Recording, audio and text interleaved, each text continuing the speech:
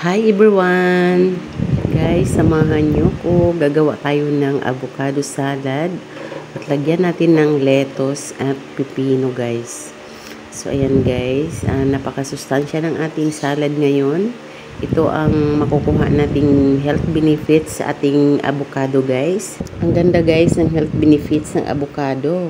Lalagyan ko lang siya guys ng kaunting asin para may lasa siya guys, at paminta powder, mix natin siya guys, depende sa atin kung gusto natin mas maanghang, at maglagay ako ng konting suka.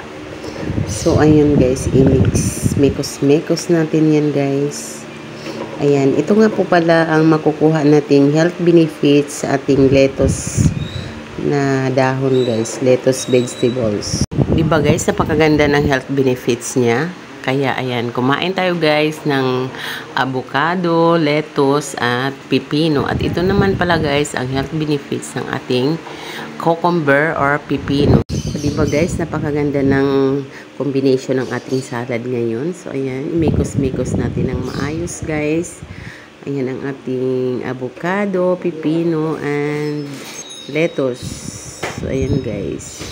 So, maglagay lang ako ng kaunting dressing natin guys. Ang ilagay ko guys, since ito lang ang meron kami, ay Lady's Choice na chicken spread. Maglagay tayo niyan guys. Maya, dagdagan ko muna siya ng kaunting suka at kaunting asin. Kasi parang kulang siya guys sa timpla. So, depende na lang sa atin yan guys. So, ayan, lalagyan ko na siya ng spread. Yan ang ating dressing na pandagdag lasa guys. Ayan, para lang magiging medyo creamy siya ng konti at masarap siya ang ating salad.